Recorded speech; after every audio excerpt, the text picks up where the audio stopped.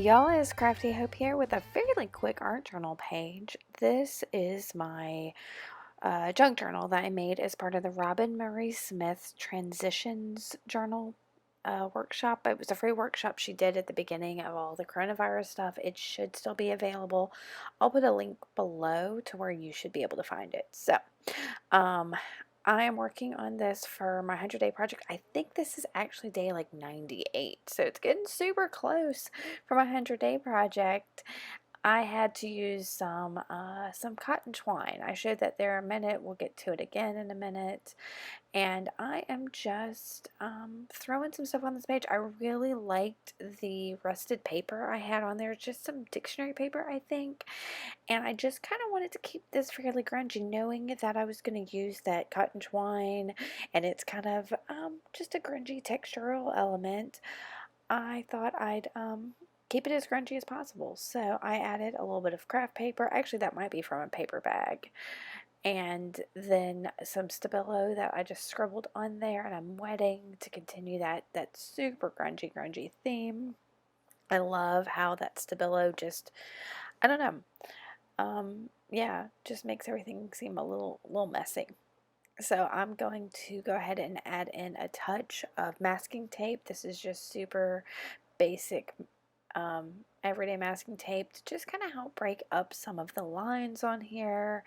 And it's gotten a little dark, so this masking tape, having that lighter color, helps lift it. And I'm gonna once I get it down, I'm gonna grab some, I think I'm gonna grab some gesso, and I'm using the DecoArts Media gesso and a palette knife. And oh, actually no, I'm not using that. I'm using the I've been saying Dinah Wakely because of the spelling, and I watched one of her videos here the other day, and it's Dina Wakely. And why has nobody told me this? Y'all, come on, help me, I gotta learn.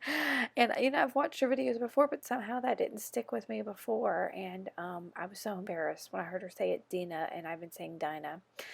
I hope she gets that all the time and is used to it. So I'm using a palette knife because I really like the super random pattern that using a palette knife can give you when you just kind of scrape it on a page. So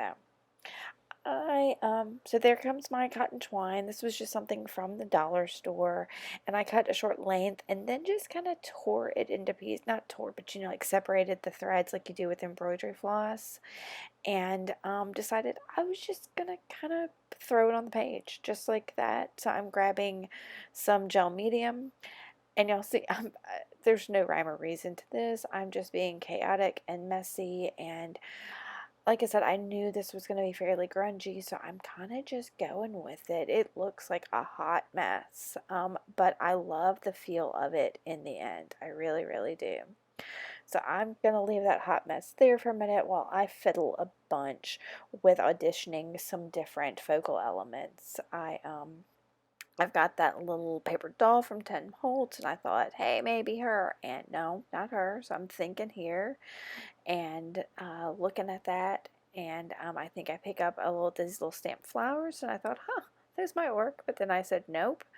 And then I had some of the papers that I had like stained with alcohol ink in one of my previous videos, and I thought, huh, can I this one I cut stuff out of because I use those shapes somehow, but no, it's too bright.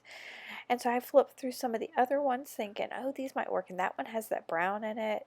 No, it's all just too bright, and I just couldn't figure out how to work it in. And then I grabbed this photo booth image, which is another Tim Holtz product, and this guy just seemed perfect for this page. He's got a little hat and I don't know, kind of I don't know, a sneaky grin. I kind of like it.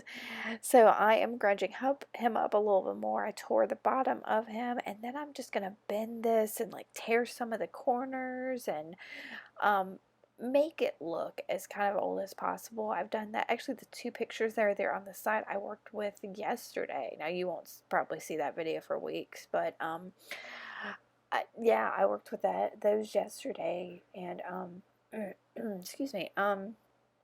But I kind of did the same thing with them that I just did with him, which is just grunge them up.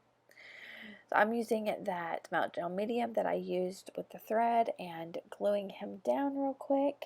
And then I grab, it needed something. I mean, I know that's a guy, but it needed a touch of, I don't know, a touch of pretty to it. So I love this Liquitex acrylic ink in gold. It is yummy. I'm gonna have links to some of the supplies I use below. That'll go to Amazon, and I do get compensation if you buy something there, so just there's my disclaimer. But anyway, I put that gold down. I kind of spread it around with the wet paintbrush, and then I grab a large print novel, and I found the words, and it's in italics, which I thought was kind of awesome.